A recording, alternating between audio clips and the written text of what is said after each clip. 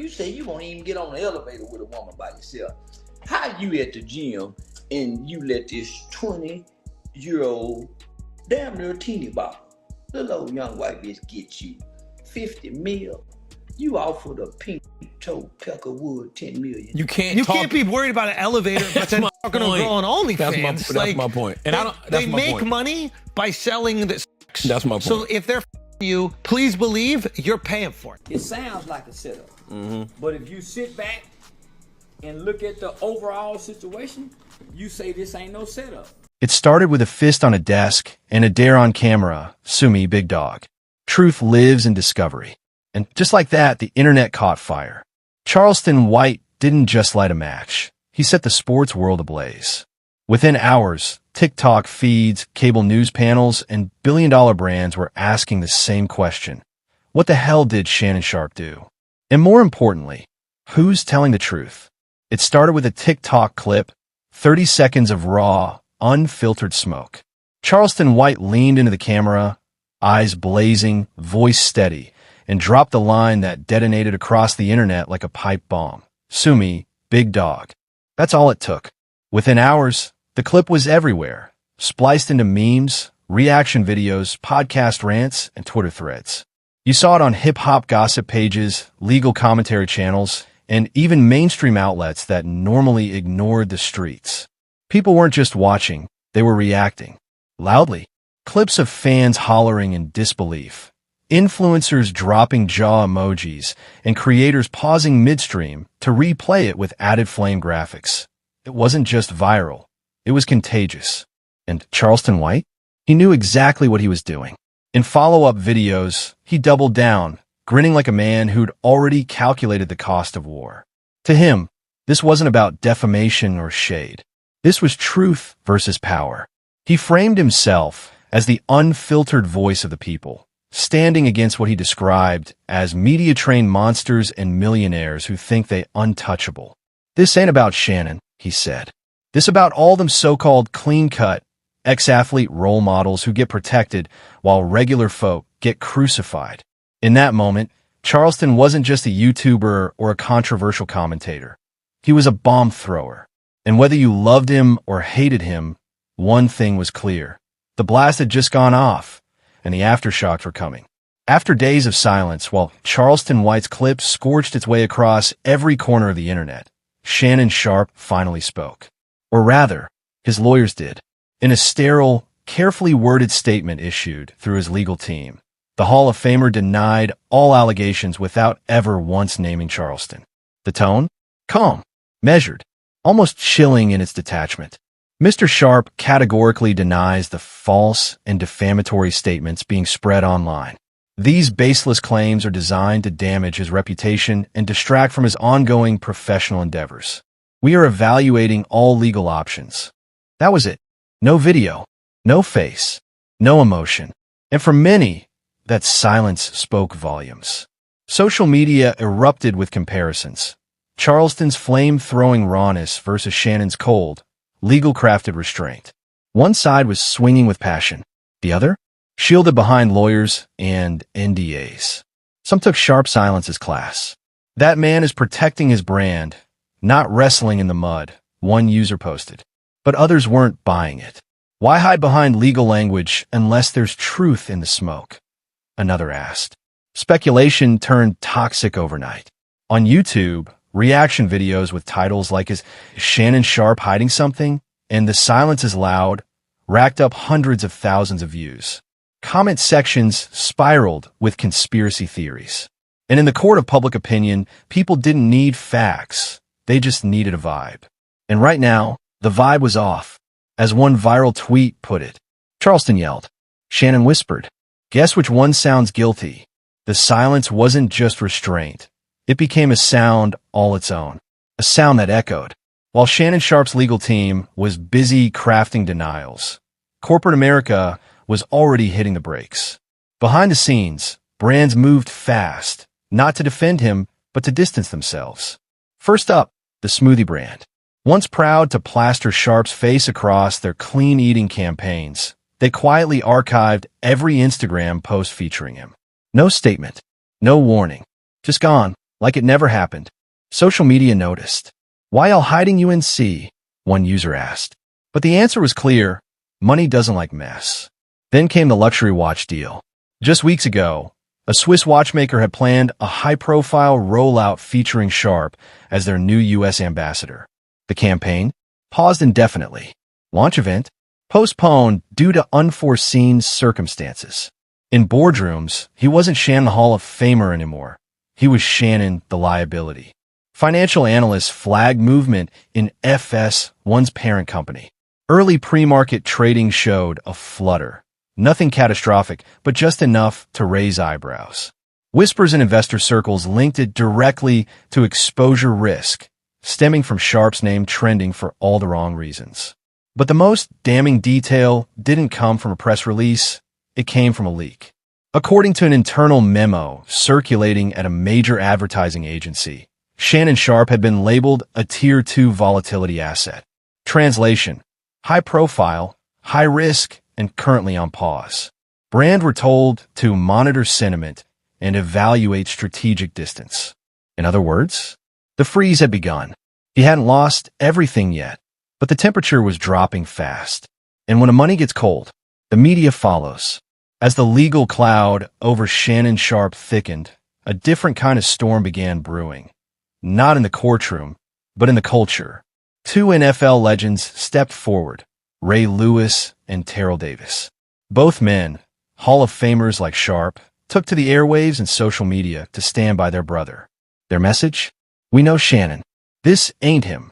Ray Lewis, speaking on a Christian sports podcast, said, "There's a difference between allegations and character.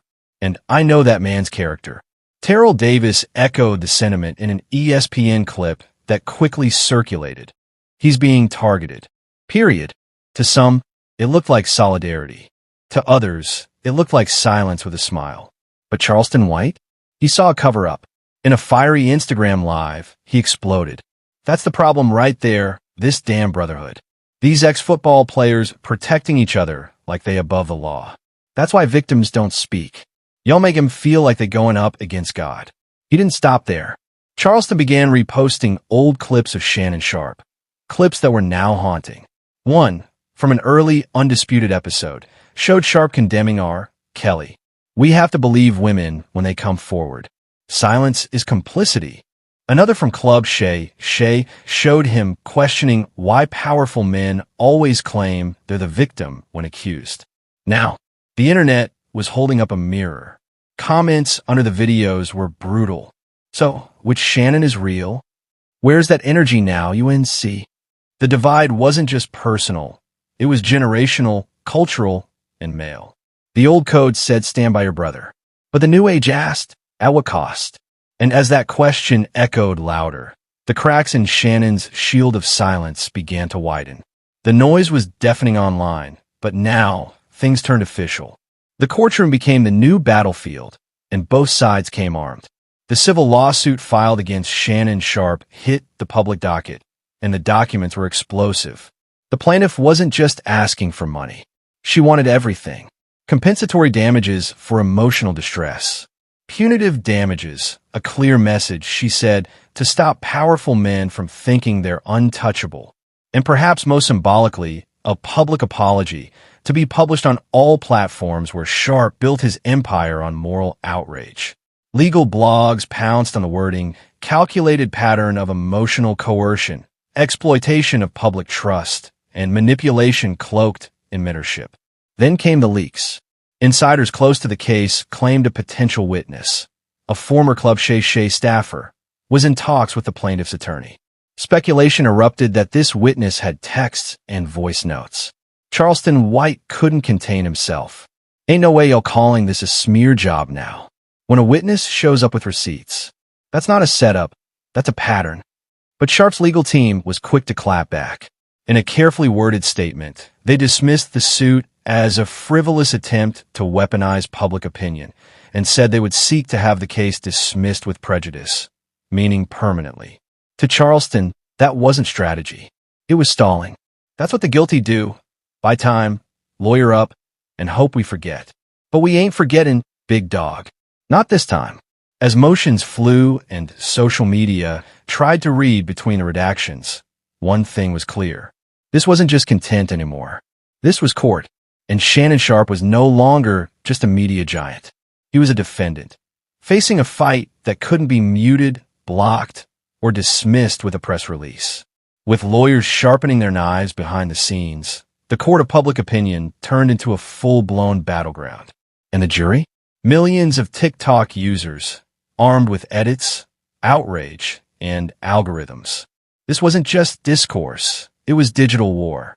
2 hashtags dominated the feed. Hashtag Stand With Survivors, a rallying cry for those calling out the culture of silence, especially around black male celebrity power. Hashtag Protect Sharpe, a fierce defense from fans and ex-athletes who believed Charleston White was clout-chasing and trying to destroy a legacy. TikTok edits exploded. On one side, solemn piano music, slow zoom-ins on Charleston White's now iconic "Sue Big Dog" line, crossfade with survivor advocacy clips. On the other, montages of Shannon's NFL highlights, Uncle Shay wisdom, and fans saying, "He gave us hope, don't cancel our own." But then came the viral splice clips, brutal side-by-sides that sent the internet spiraling. Charleston's claims playing right next to vintage Shannon clips, where he condemned athletes for mistreating women or bragged about outgrowing toxic masculinity. The hypocrisy algorithm loved it. Every post became a lightning rod.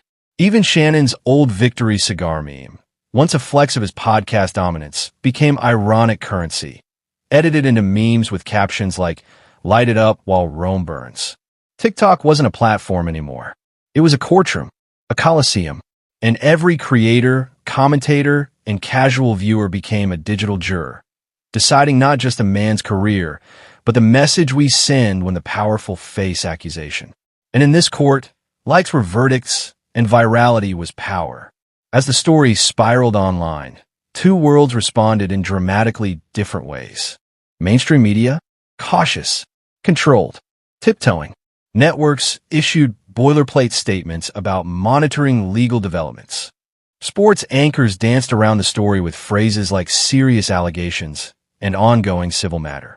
There were no specials, no primetime debates, just awkward pivots and sudden commercial breaks. But the influencer class? Unleashed. YouTubers, podcasters, and legal TikTokers dove in head first, dissecting court filings, analyzing body language, theorizing about PR strategies.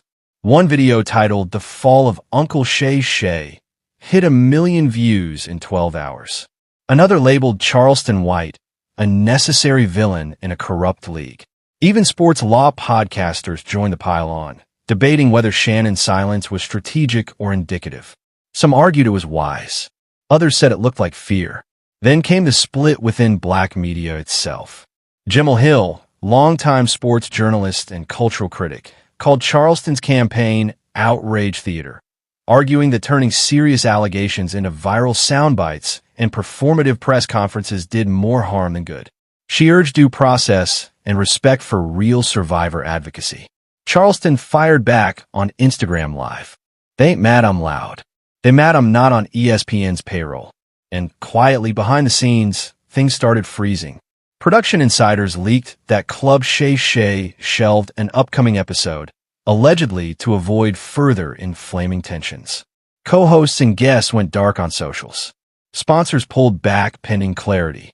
The split was clear. Cable was covering up. Influencers were cashing in.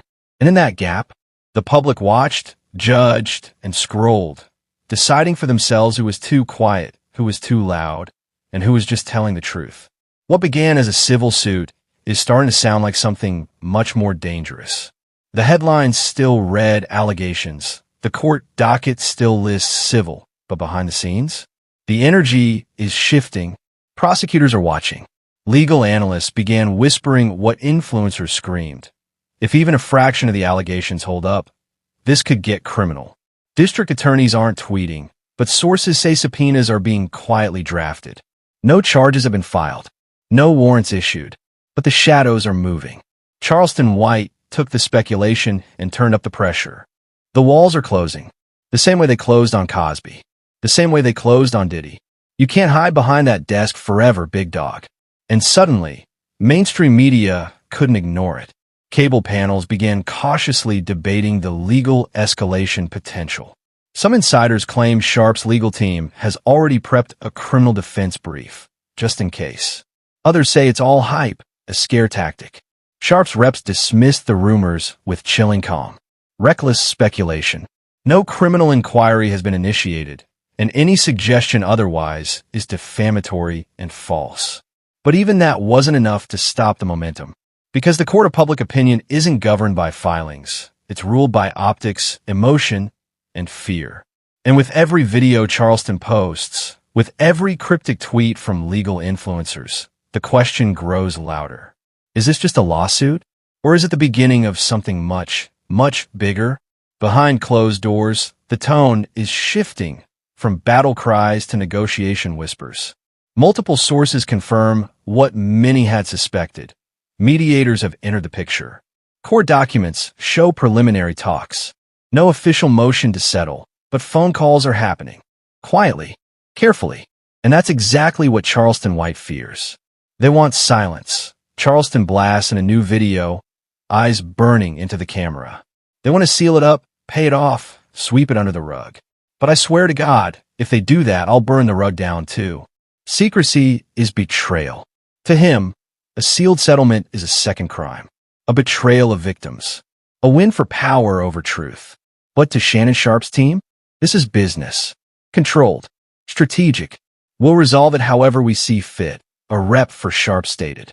No one dictates the course of our defense. Not the media, not influencers, and certainly not a man performing for clicks. Speculation is everywhere. Will Shannon write a check and walk?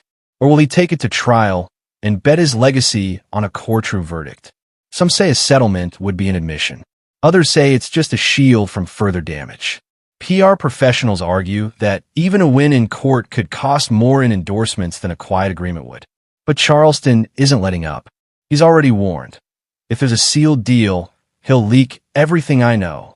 He claims to have screenshots, testimonies, and timelines that never made it into court filings. Whether that's truth or bluster, it's keeping the pressure high. So now the clock ticks. Will we get a verdict?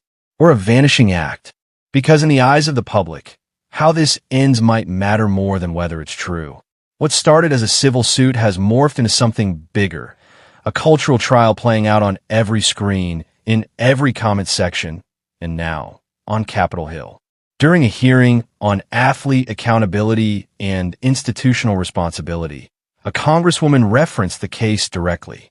When public figures are shielded by fame and silence, we fail survivors. The Shannon Sharpe situation is a mirror, and we better look into it. It wasn't a call for legal intervention. It was something deeper, a question of what justice even means in the influencer age. Online, the narrative is splitting down philosophical lines. On one side, Shannon's camp, playing the long game, measured, silent, and tightly lawyered. On the other, Charleston White, relentless and theatrical. You don't get dignity when you ain't dealt with the dirt, Charleston declares in a live stream. I'm loud cause y'all ain't listening. I'm messy cause the system been worse.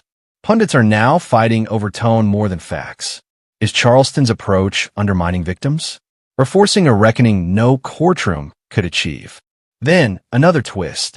A viral tweet. A blurry TikTok. A second accuser teased her story. If he won't speak, maybe we will. No name. No formal filing. Just enough breadcrumbs to send the internet spiraling. True witness? Opportunistic echo? No one knows yet. But the media ecosystem doesn't wait for proof. Podcasts speculate. YouTubers dramatize. Activists split. Some rally behind Charleston. Others say his fire scorches more than it saves. And through it all, Shannon Sharpe remains silent. A silence that, in this moment, is louder than Charleston ever could be. Because now it's not just about guilt or innocence. It's about whose version of justice America believes in. We're 6 days deep into the firestorm, and neither side is blinking. Charleston White has gone into countdown mode, scheduling nightly live streams like they're episodes of a reality show. Titles like 4 days until the truth drops and unseal the silence, flood TikTok and YouTube thumbnails. He promises receipts, testimonies, audio y'all ain't ready for. Meanwhile, Shannon Sharpe's team quietly moves to dismiss the suit altogether. In their latest filing, they cite defamation, lack of evidence, and irreparable reputational damage. The message is clear, they want this gone. But the internet? Not a chance. The discovery stage is looming, and legal analysts say this is where things get real. If it proceeds, names, texts, NDAs, all of it could come out. Advertisers are getting nervous. Several have quietly paused campaigns linked to Sharpe's image. Sports betting apps are revising visibility clauses. Even one fitness brand scrubbed a Motivational Monday video featuring Shannon mid-bench press. Social media remains in a frenzy. Commentary accounts are posting 3 times a day. Livestream debates are pulling in tens of thousands. And meme culture? Unrelenting. Shannon's Club Shay cigar clip is now edited into courtroom scenes, edited into Charleston streams, even edited into Law and Order intros. But through the chaos, one thing is crystal clear. Nobody's backing down. Charleston's not afraid of courtroom or a camera. Shannon's not giving this allegation the oxygen of a full rebuttal. The battle lines are drawn, the audiences are watching, and the stakes are climbing by the hour. So now we ask you, the viewer, is this a reckoning? Or just the latest circus with better lighting and better lawyers?